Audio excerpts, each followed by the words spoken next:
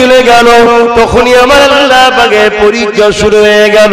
তোমাকে আমাকে আল্লাহ পাক পরীক্ষা নেবে। তুমি যদি পরীক্ষা নিতে পারো, বাজারে যে কিছু যখন কিনবে, খাদ্য বলেন চাই বলেন, সেটাকে পরীক্ষা করে চেক করে নিচ্ছ, কারণ এটা আমি নেব। আর আমার আল্লাহ তার বান্দাদের মধ্যে দেখে যাদেরকে জান্নাতে আপন করে নেবে তাদেরকে তো একটু পরীক্ষা করে নেবে। এবার বান্দারা তোমাদেরকে তো আমি পরীক্ষা করব। এই নবী আমার জানিয়ে দিলেন, যারা যত বেশি আল্লাহকে ভালোবাসে আমার আল্লাহ তাদেরকে তত বেশি পরীক্ষা নেয়।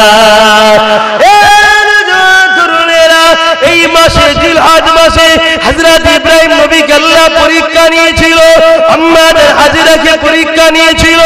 এই দুনিয়ার উপরে একটা নবী হযরত আইয়ুব আলাইহিস সালাম, যাকে আল্লাহ পাক 18 বছর জীবিত মানুষের শরীরে পোকা খাচ্ছিল, তথাপিও সে নারাজ কোনদিন হয়ে যায়নি। একটাই কথা বলতো, আল্লাহ তুমি যাতে রাজি আমি তাতে রাজি। এই যুবকেরা যাকে না বানালে আল্লাহ পাক বানাতেন না। সেই নবী পাককে কত পরীক্ষা নিয়েছেন দেখো।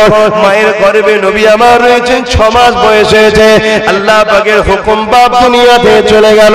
নবী আমার দুনিয়ায় যদিও বা আসলে কিছুদিন পরে মাও চলে গেল।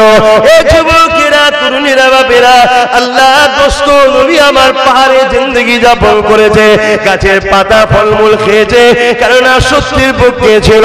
আল্লাহর পক্ষে যারাই থাকবে আমার আল্লাহ তাদেরকে পরীক্ষা নেবে। কাউকে ধনী করে পরীক্ষা নেয়, কাউকে গরিব করে পরীক্ষা নেয়, কাউকে সন্তান দিয়ে পরীক্ষা নেয়, কাউকে সন্তান না দিয়ে পরীক্ষা নেয়, কাউকে রাজ পাওয়ার দিয়ে পরীক্ষা নেয়, কাউকে পাওয়ার না দিয়ে পরীক্ষা নেয়, কাউকে পাস করিয়ে পরীক্ষা নেয়, কাউকে ফেল করিয়ে পরীক্ষা নেয়। উদ্দেশ্য তোমার যদি আল্লাহ থাকে, ফেল করলে শুকরিয়া সবর করো, পাস করলে শুকরিয়া আদায় করো, সুস্থ থাকলে আলহামদুলিল্লাহ বলো, বিমার এলে সবর করো, সবর করো।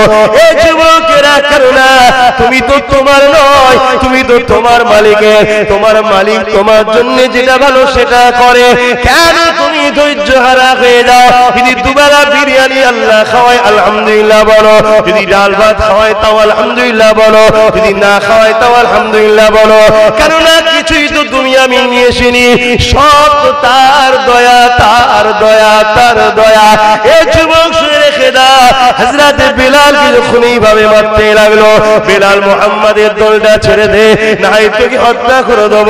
হযরত বিলাল বলেছিল, এই দুনিয়ার জালিম শুনে রেখে দে, তুই আমাকে মারছিস, আল্লাহর পরীক্ষা চলছে, আমার আল্লাহ আমাকে দেখছে, তুই আমাকে মারছিস, আমার আল্লাহ দেখছে, আমার বিলালের ঠোঁটে গরম রড ছেঁকা দেওয়া হচ্ছে, আমার আল্লাহ দেখছে। এই দুনিয়ার মানুষ শুনে রেখে দে, আমার মালিক আমার ঠোঁটে আগুন দিয়াটা দেখে যদি খুশি হয়, আমি বিলাল আমার মালিককে খুশি করার জন্য এটাকে তোফা বলে মেনে নেব। কিন্তু আমরা ভুলে গেছি হযরত বিলালের কথাটা।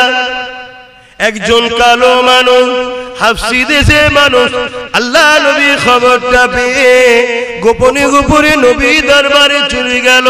আল্লাহ নবীর কাছে যে বসলো, আল্লাহ নবীর উসওয়াতুন হাসানা, সুন্দর আখলাক চরিত্রওয়ালা নবী আমার, তার যে জীবন আদর্শ, ইন্নাকা লাআলা খুলুকিল আযীম, আল্লাহ যা সম্বন্ধে বলেছেন সবচেয়ে উত্তম চরিত্রওয়ালা হলো মুহাম্মদ রাসূল। সেই নবী পাকের কাছ থেকে বিলাল আস্তে আস্তে দিনটাকে শিখে নিল, ঈমানের কলেমা পড়ে নিয়ে এমন করে দুনিয়ার মনিফের বাড়ি চলে এলো। বেলাল একজনের কাছে কিনা গোলাম, বেলালকে কিনেছিল মক্কার এক ধনী লোক, তার গোলাম। এই মনিফের বাড়িতে এসেছে, কাজ করে। তখনকার সময়ের ইতিহাস বললে অনেক সময় লেগে যাবে। দাসত্ব প্রথা ছিল, আমার রাসূল দাসত্ব প্রথাকে ভেঙে চুরমার করে দিয়েছে, জোরে বলুন সুবহানাল্লাহ। আবার পৃথিবীতে দাসত্ব প্রথা চালু করতে চাইছে একদল পুঁজিপতি সাম্রাজ্যবাদীরা, আর আমার রাসূল হলেন দাসত্ব প্রথার বিরুদ্ধে। তাই তারা আমার রাসূল থেকে আমাদের ঘরে না সরাতে পারলে তোমাদের ঘরেও দাস কোনোদিন বানানো যাবে না।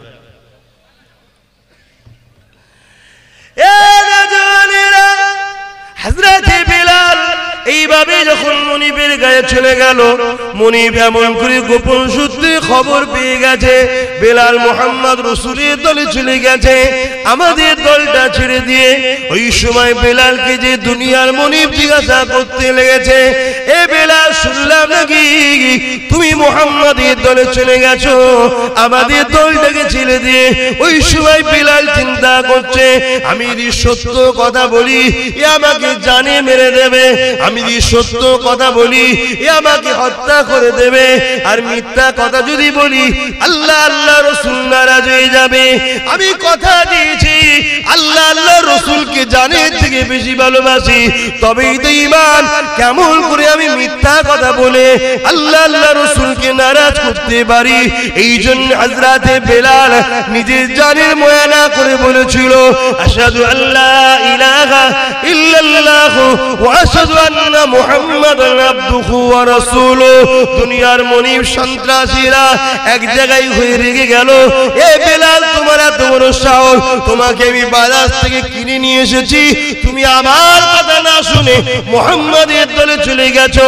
হযরতে বেলাল বলেছে, আমি সেই আল্লাহকে আল্লাহ বলে মেনে নিয়েছি যিনি বেলালকে পরীক্ষা করার জন্য কালো বানিয়েছে, গরীব বানিয়েছে, মক্কার বাজারে বিক্রি করে দিয়ে তোমার ঘরের দাস বানিয়ে দিয়েছে।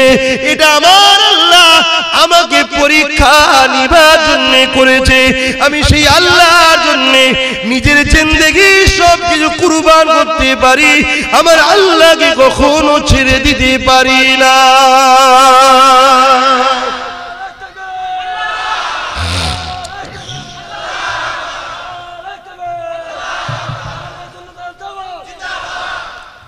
ভেবে দেখুন আর তাদের উপরে কি অত্যাচার হয়েছে।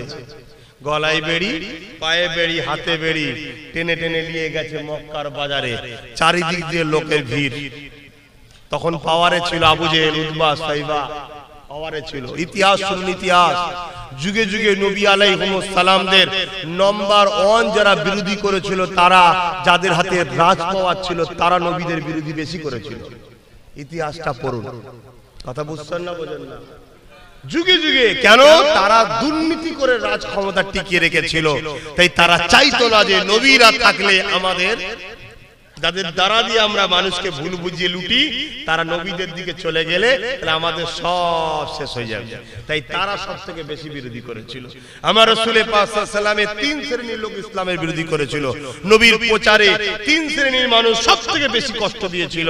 তার মধ্যে থেকে নাম্বার 1 এ যারা ছিল তারা হলো রাজ ক্ষমতা যাদের হাতে ছিল, আবু জেহেল, উতবা, সাইবা, আবু লাহাব। তৎকালীন সময় এরা হলো নেতা, তখন সেখানকারে। কি গো, কথা বুঝছেন না বোঝেন? তবে লক্ষ্য আমাদের একটাই থাকবে, আল্লাহকে খুশি করা। হযরতে বেলালের গলাতে বেড়ি, হাতে বেড়ি, পায়ে বেড়ি বেঁধে টেনে টেনে টেনে টেনে মক্কার বাজারে নিয়ে গিয়ে দুনিয়ার জালিমরা এমন করে অত্যাচার করতে লেগেছে, রডকে আগুনে দিয়ে পুড়িয়ে লাল করে বেলালের ঠোঁটে লাগাতে লেগেছে। এ বেলাল, আল্লাহকে ছেড়ে দাও, নবীকে ছেড়ে দাও, হকটাকে ছেড়ে দাও, নাই সত্যকে ছেড়ে দাও। গরিবের অধিকারের পক্ষে গেলে হবে না, এতিমের পক্ষে গেলে হবে না, সত্যের পক্ষে গেলে হবে না। হয়তো আপনারা অবাক হয়ে যাচ্ছেন, সত্যের পক্ষে গেলে কেউ কি মারবে নাকি? আপনি নিজেই বিবেচনা করে দেখুন, সত্যের পক্ষে থাকলে আজকে তো বসতে দেয় না, মেরে পর্যন্ত দেয়। কিন্তু মনে রাখবেন, আল্লাহ যদি আপনার ওইভাবে মৃত্যুর আগে তবেই হবে, এর বিনিময়ে আল্লাহ কিন্তু আপনাকে আখিরাতে অবশ্যই কামিয়াবি দেবে। আমরা ইসলাম সম্বন্ধে অনেকে বুঝি না। ইসলাম আরবি শব্দ যেটা সালাম থেকে এসেছে, যার বাংলা মানে হলো শান্তি। এই বিস্তারিত ব্যাখ্যাটা কি? ইসলাম মানে হলো এক আল্লাহর দাসত্ব করা, ইসলাম মানে হলো নবীদের উপরে ঈমান আনা, ইসলাম মানে হলো আখিরাতের উপরে বিশ্বাস রাখা, ইসলাম মানে হলো আসমানি কিতাবগুলোকে মেনে নেওয়া। ইসলাম মানে ফেরেশতা আছে, ইসলাম মানে মৃত্যু অবশ্যই হবে। আবার সুম্মা নুফিকা উখরা ফাইযা হুম কিয়ামুন ইয়ানজুরুন, আবার তোমাকে তোলা হবে। বিশ্বাস রাখা ভালো মন্দ আল্লাহর পক্ষ থেকে হয়, এগুলো বিশ্বাস করার নাম হলো ইসলাম। নামাজ পড়ার নাম ইসলাম, রোজা রাখার নাম ইসলাম, হজ করার নাম ইসলাম, যাকাত দেওয়ার নাম, মালদারদের ইসলাম, গরিবকে ভালোবাসার নাম ইসলাম, মা বাপকে প্যার করার নাম ইসলাম, নারীদেরকে সম্মান মর্যাদা দিবার নাম ইসলাম, স্ত্রীকে ভালোবাসার নাম ইসলাম, তার প্রয়োজন মিটাবা, তার থাকা খাওয়া, তার অধীনস্থ তুমি, তোমার গাইড হয়ে থাকতে হবে, এর নাম ইসলাম। আমার আব্বা মায়েরা বোনেরা, যদি কেউ মনে করে নামাজ রোজাটাই শুধু ইসলাম, কোরআন তেলাওয়াত ইসলাম, তাহলে ভুল হয়ে যাবে। ন্যায়ের পক্ষে থাকার নাম ইসলাম, অন্যায়ের বিরোধী করার নাম ইসলাম।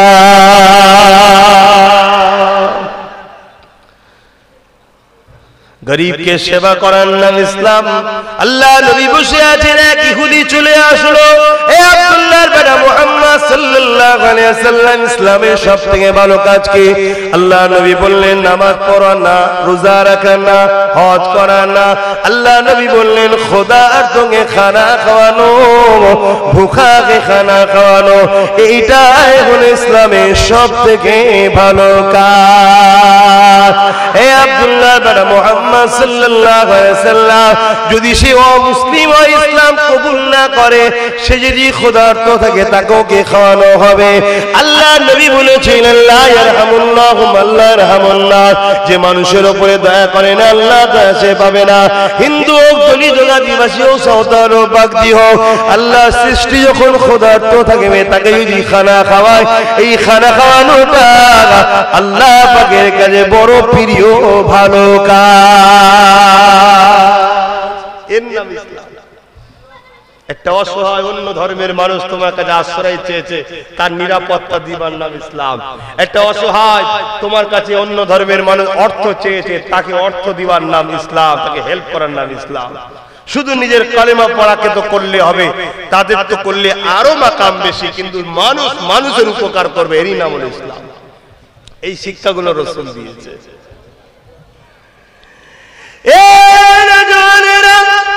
এটাও শুনে রেখে দেন, এর আগে শুনেছেন কি আমি জানি না, নিজের মাতৃভূমিকে ভালোবাসার নাম হলো ইসলাম।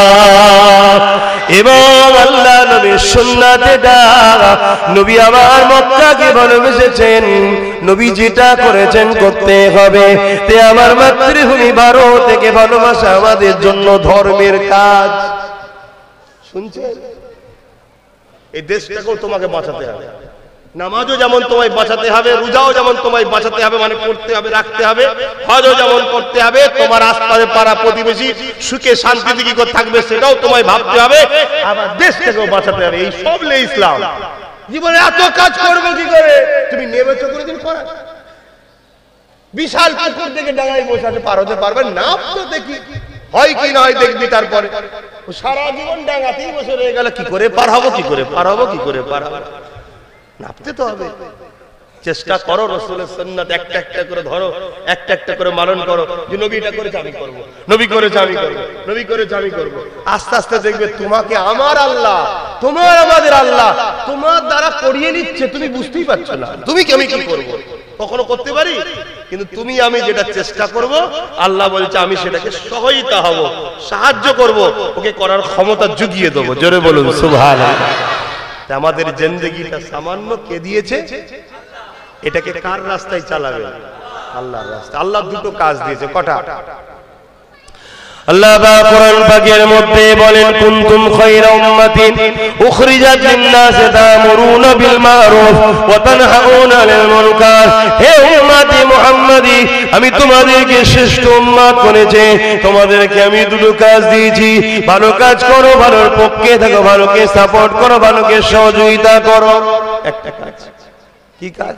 ভালো করো, ভালোর পক্ষে থাকো, ভালোকে সাপোর্ট করো, ভালোকে সহযোগিতা করো। আর একটা কাজ কি? অন্যায় করো না, অন্যায়কে সাপোর্ট করো না, অন্যায়ের পক্ষে থেকো না, উপরন্তু অন্যায়কে রুখে দাও। শুনছেন তো? এটা কে কাজ দিয়েছে? আল্লাহ এই কাজ করবেন না করবেন না? আমরা করি।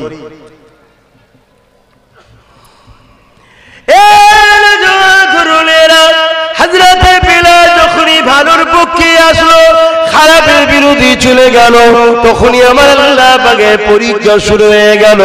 তোমাকে আমাকে আল্লাহ পাক পরীক্ষা নেবে। তুমি যদি পরীক্ষা নিতে পারো, বাজারে যে কিছু যখন কিনবে, খাদ্য বলেন চাই বলেন, সেটাকে পরীক্ষা করে চেক করে নিচ্ছ, কারণ এটা আমি নেব। আর আমার আল্লাহ তার বান্দাদের মধ্যে দেখে যাদেরকে জান্নাতে আপন করে নেবে, তাদেরকে তো একটু পরীক্ষা করে নেবে। হে আমার বান্দারা, তোমাদেরকে তো আমি পরীক্ষা করব। এই নবী আমার জানিয়ে দিলেন, যারা যত বেশি আল্লাহকে ভালোবাসে, আমার আল্লাহ তাদেরকে তত বেশি পরীক্ষা নেয়। এই মাসে জিলহজ মাসে হযরত ইব্রাহিম নবীকে আল্লাহ পরীক্ষা নিয়েছিল, আম্মাদের হাজেরাকে পরীক্ষা নিয়েছিল।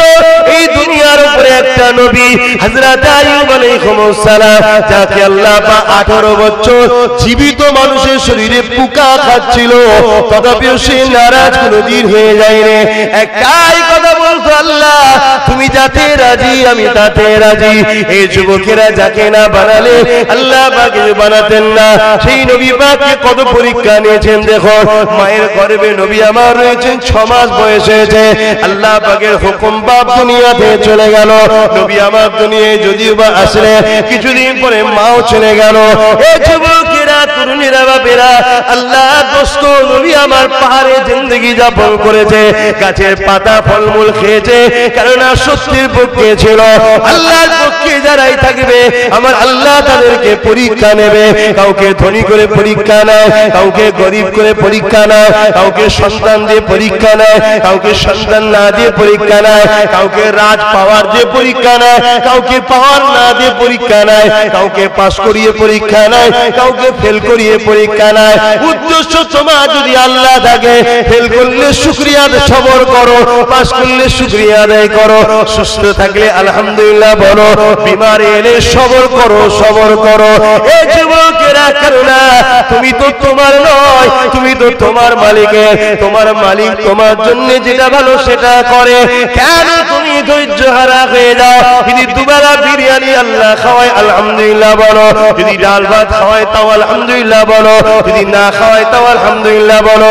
কেননা কিছুই তো দুনিয়া আমি নিয়ে আসিনি, সব তো তার দয়া, তার দয়া, তার দয়া। এই যুবক শুনে রেখে দাও, হযরত বিলালকে যখন এইভাবে মারতে লাগলো, বিলাল মুহাম্মাদের দলটা ছেড়ে দে, নাই তোকে হত্যা করে দেব। হযরত বিলাল বলেছিল, এ দুনিয়ার জালিম শুনে রেখে দে, তুই আমাকে মারছিস, আল্লাহর পরীক্ষা চলছে। আমার আল্লাহ আমাকে দেখছে, তুই আমাকে মারছিস। আমার আল্লাহ দেখছে, আমার বিলালের ঠোঁটে গরম রড ছেঁকা দেয়া হচ্ছে, আমার আল্লাহ দেখছে। এই দুনিয়ার মানুষ শুনে রেখে দে, আমার মালিক আমার ঠোঁটে আগুন দিয়াটা দেখে যদি খুশি হয়, আমি বিলাল আমার মালিককে খুশি করার জন্য এটাকে তোফা বলে মেনে নেব।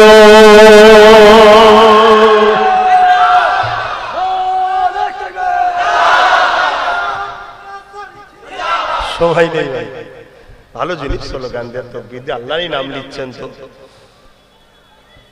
হযরত ইব্রাহিম আলাইহিস সালামকে যখন নমরুদ আগুনে ফেলবে, চরকি ধরাচ্ছে, এমন সময় জিবরাইল আলাইহিস সালাম এসে গেছে। ইব্রাহিম তুমি বলো, এখনো সময় আছে, তুমি যদি আমার কাছে কিছু হেল্প লাগে বলো, আমি এক্ষুনি করবো। যদি বলার থাকে বলো, আল্লাহকে গিয়ে বলবো। সব আপনারা জানেন। শোনো যুবকেরা, ধর্ম শেখো, ধর্ম শেখো। ধর্ম তোমাকে মসজিদের কোণে শুধু তসবিহ পড়া শেখায় না। তুমি ইসলাম সম্বন্ধে জানো না, তুমি যদি ইসলাম জানো একটা ডাক্তার হতে পারবে, তুমি ইসলাম জানলে একটা সায়েন্টিস্ট হতে পারবে, তুমি ইসলাম জানলে একটা জজ হতে পারবে, তুমি ইসলাম জানলে একটা পুলিশ অফিসারও হতে পারবে। ইসলামে সব শিক্ষা দিয়েছে, তোমার জানা নাই, তাই তুমি দূরে সরে গেছো। তো হযরত ইব্রাহিম আলাইহিস সালামকে যখন জিবরাইল এভাবে বলছে, ইব্রাহিম আলাইহিস সালাম কি বলেছেন? জিবরাইল সরে যাও, এখন ডিস্টার্ব করো না, খুব লাজুক সময় চলছে, কেন দাও দাও করে আগুন জ্বলছে। নমরুদ আগুন তৈরি করেছে, ও যেতে পারছে না, এত আগুনের তাপ, চরকি দিয়ে ঘুরিয়ে দূর থেকে ফেলতে হচ্ছে, এত আগুন।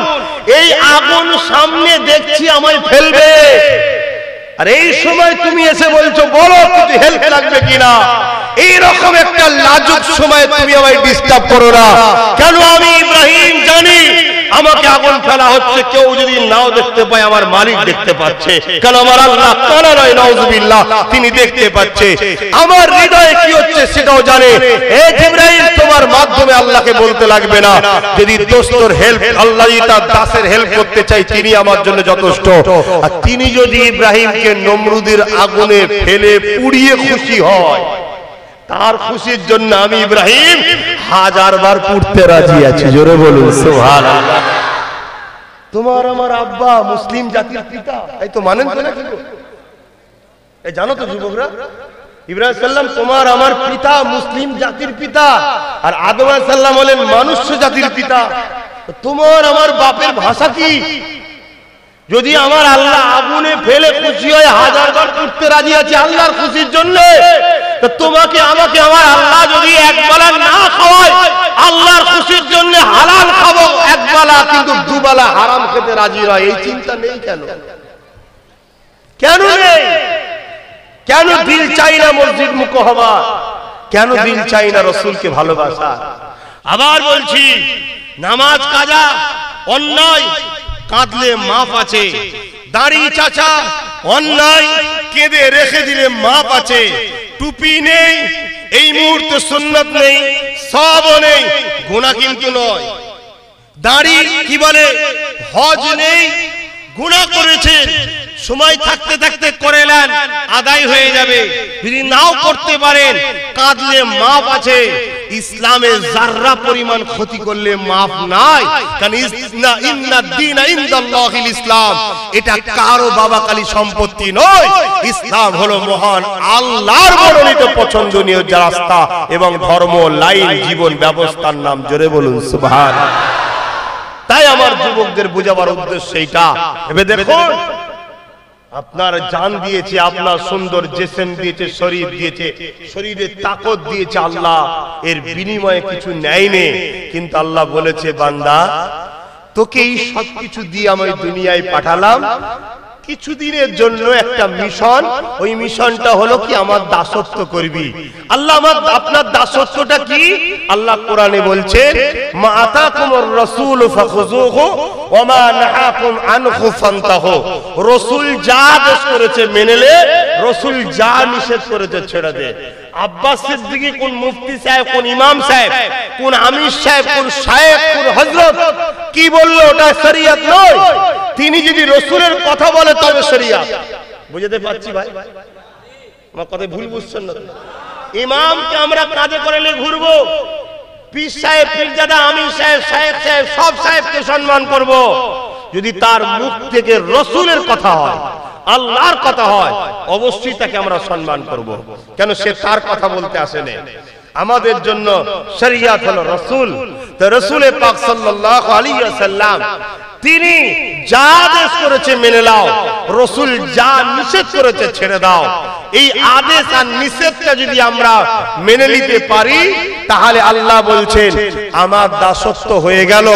আমি তোদেরকে একটা জায়গায় নিয়ে এসে দেবো ফিরিয়ে, সেটা হলো জান্নাত, যেখানে কোনোদিন কোনো অভাব, কষ্ট, দুঃখ বলে কিছু নাই। জোরে বলুন সুবহানাল্লাহ। এইটা হলো জিন্দেগি। এবারে আপনি ভাবুন, আপনাকে জিন্দেগি দিল আল্লাহ সামান্য দিন, আপনাকে সৌন্দর্য শরীর দিল আল্লাহ সামান্য দিন।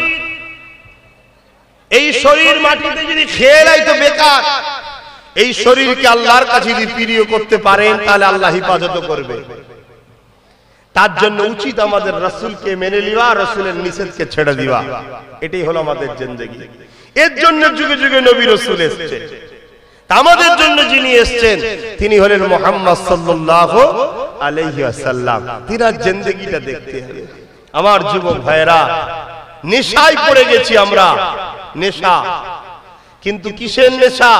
শান্তিতে আমরা কেউ নাই, শান্তিতে আমরা নাই। আমাদের বাড়িতে এক ডজন কাপড় পাওয়া যাবে, কিন্তু শান্তি নাই। আর একজন সাহাবীকে রাসূল একদিন দাঁড় করালেন, এই বাবু দাঁড়াও, তুমি রোজ দেখেছি সালাম ফিরিয়ে পালাও, দোয়া টোয়া না আছে, সালাম ফিরিয়ে নামাজে সালাম ফিরিয়ে ফজরের নামাজে সালাম ফিরিয়ে দোয়া না করি পালাও, কি ব্যাপার, এত ব্যস্ত কিসে?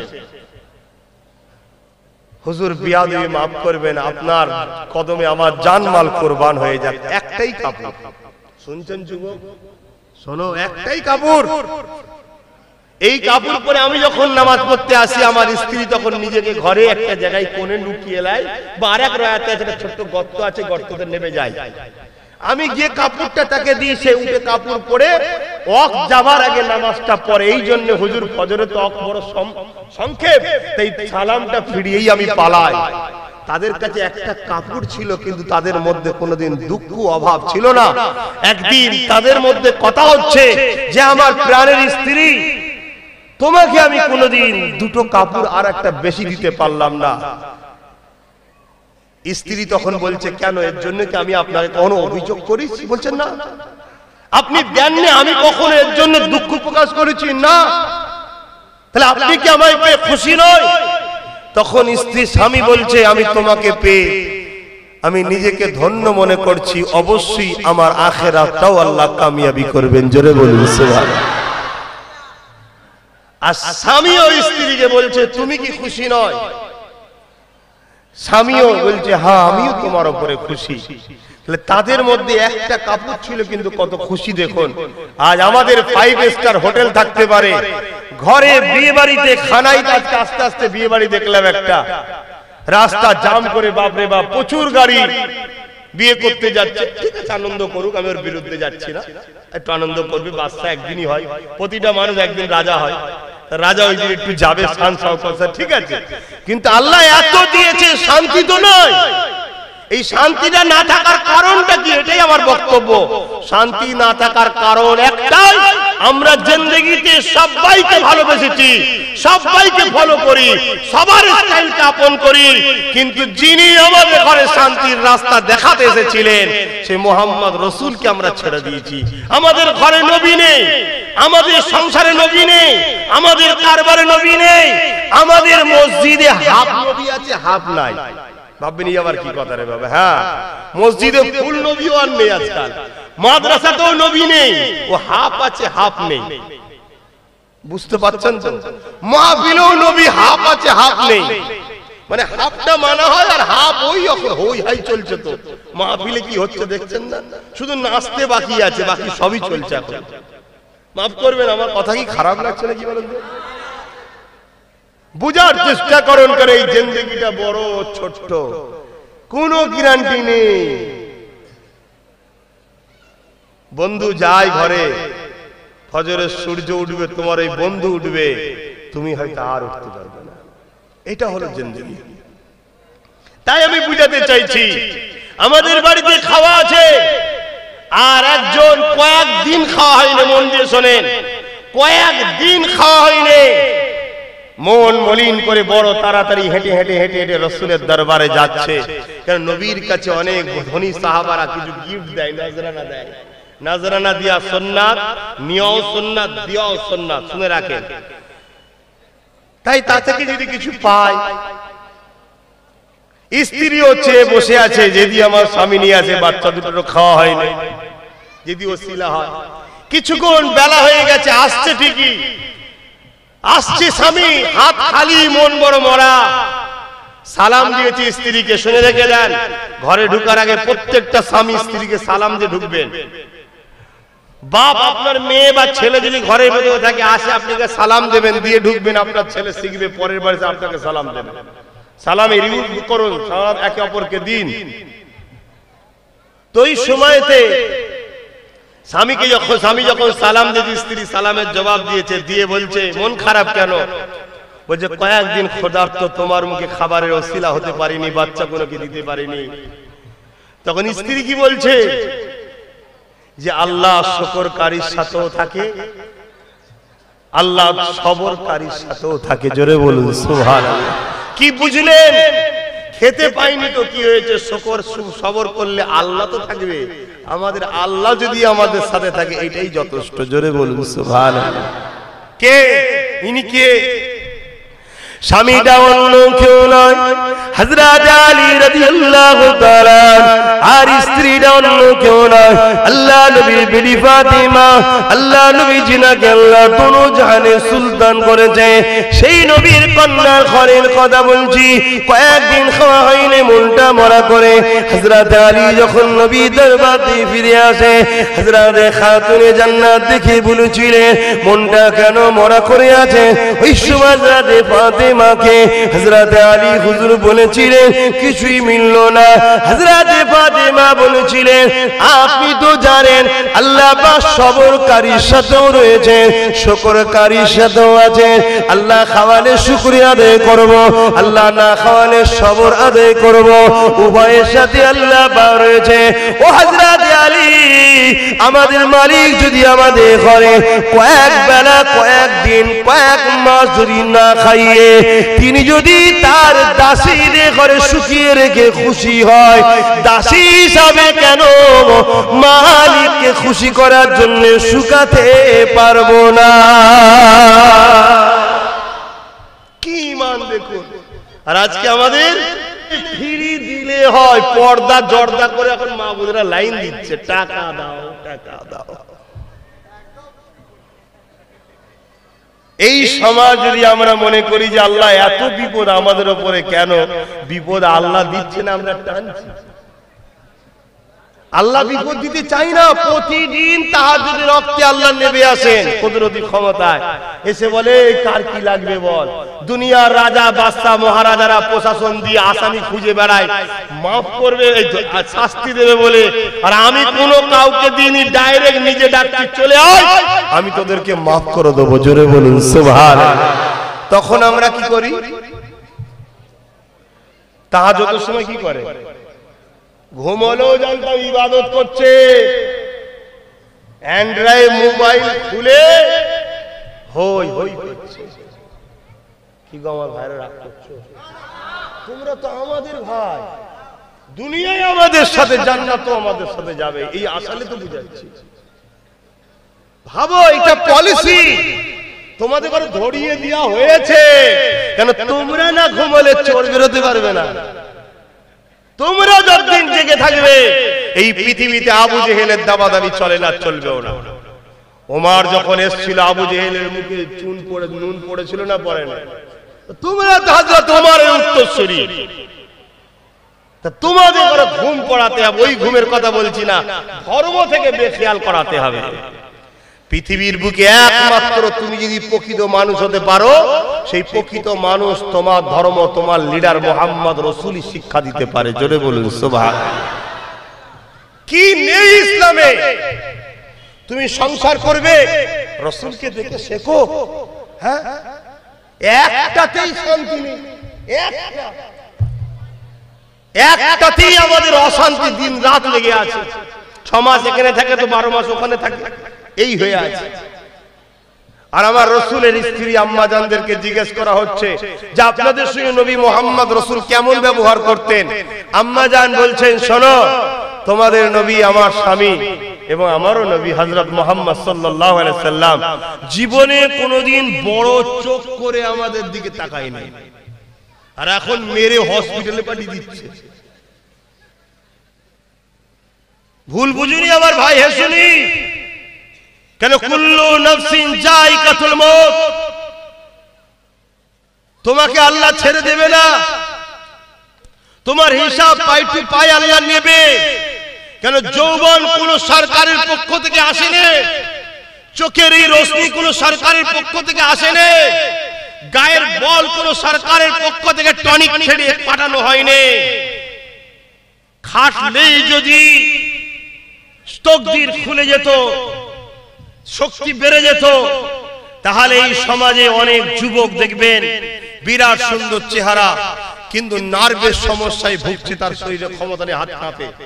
আছে না? না, আল্লাহ সব দিয়েছে, দিয়ে শুধু বলেছে কি তোরা আবাদ দাসত্ব করবি। আর তোদেরকে দুনিয়ায় পরীক্ষা করার জন্য আমি বিভিন্ন লোভ লালসার জিনিস আমি শয়তান দ্বারা তৈরি করাবো, তোদেরকে পরীক্ষা করার জন্য। আজ বড় দুঃখের বিষয়, দুঃখের সাথে বলছি, আমার কওম যে কওমের প্রথম কথা হলো ইকরা, পড়ো, পৃথিবীর বুকে আজকে সেই কওম শিক্ষা থেকে অনেক দূরে চলে গেল। আর এই কওমের হাতে যারা আমাদের ঘরে দূরে সরাচ্ছে তারা কয়েকটা জিনিস ধরিয়ে দিয়েছে। নাম্বার 1 টিভি, মোবাইলটাও একটা টিভি বলতে পারেন। নাম্বার 2 মদ, নাম্বার 3 নাচ গান নারী, আর নাম্বার 4 এই সবকটার উপরে ব্যাধি রাখে যে সেটা হলো হারাম ইনকাম, সুদ। প্রত্যেকটা বাড়িতে এখন বিভিন্ন স্টাইলে বন্ধন লোন বলে না, যে কোনো জিনিস ঢুকিয়ে দেওয়া হয়, এটা পরিকল্পনা। কেন? আমরা হলাম আলোর ছোঁয়া পেয়ে আলোকিত। আমরা যদি অন্ধকার না হই তাহলে এই সমাজে যারা রাত হলে চুরি করতে বেরোয় তারা আলো থাকলে চুরি করতে পারবে না। তাই আমাদেরকে আলোর ছোঁয়া থেকে সরিয়ে অন্ধকার না বানাতে পারলে অসুবিধা আছে। অন্ধকার তখনই আমরা হব যখন আমাদের কাছে কোরআন সুন্নাহর আলো না থাকবে, জ্ঞান না থাকবে। তাই বড় দুঃখের বিষয়, আজ আমাদের কাছ থেকে কোরআন সুন্নাহর জ্ঞান চলে যাচ্ছে। আবার একটা দুঃখের সাথে বলতে হয়, এই সমাজে আমার রাসূল পাক সাল্লাল্লাহু আলাইহি সাল্লামের পিরিয়ড থেকেই চলে আসছে। যখন আমার নবীকে মক্কায় রুখতে পারলো না, রাসূল পাক সাল্লাল্লাহু আলাইহি সাল্লাম যখন মদিনায় চলে এলেন, মদিনাতেও যখন অনেক মানুষ রাসূলের দিকে যাচ্ছে, তখন ইহুদি সম্প্রদায় দেখলো মুহাম্মদ রাসূলকে এইভাবে রুকা যাবে না, কারণ আল্লাহর গায়েবী মাদত তার উপরে আছে। এক কাজ করো, আমাদের দলের কিছু লোককে ওর মধ্যে ঢুকিয়ে দাও, সাহাবী সাজিয়ে, মুসলমান সাজিয়ে। তারা আস্তে আস্তে আস্তে আস্তে সাহাবাদের মধ্যেই নকল ফেরকা তৈরি করবে, নকল দিন তৈরি করে দেবে। আজকে তাহলে সেগুলো আমাদের সমাজে আছে না নাই? এভাবে একটা আবার আমাদের ঘরে রাসূলের ইসলাম থেকে সরিয়ে নকল ইসলাম ধরিয়ে দেওয়া হচ্ছে। তাই প্রত্যেকটা মানুষের উচিত সাহাবা হুজুরদের জীবনী আর নবী পাকের জীবনীটা নিজে পড়া দরকার। আমার মনে হয়, এটা আমার জ্ঞান, প্রত্যেকটা মানুষের নবীর জীবনী, সাহাবাদের জীবনীগুলো পড়া নিজে থেকে দরকার। একবার আলেমদের কথা তো 100% মানবো, কিন্তু নিজে একবার পড়া দরকার। কেন? আম্মা জান আয়েশা সিদ্দিকা রাদিয়াল্লাহু তাআলা আনহা বলছেন, কানা খুলুকুল্লাহুল কোরআন, আমার নবীর চরিত্র মোবারকটাই হলো কোরআন শরীফ। জোরে বলুন সুবহানাল্লাহ। অর্থাৎ নবী যা কিছু করেছে কোরআন অনুযায়ী করেছে। আর নবী বলছেন, আমাকে যদি সবথেকে বেশি কেউ ফলো করে তারা হলো আমার সাহাবারা। জোরে বলুন সুবহানাল্লাহ। তারাই আমাদের উচিত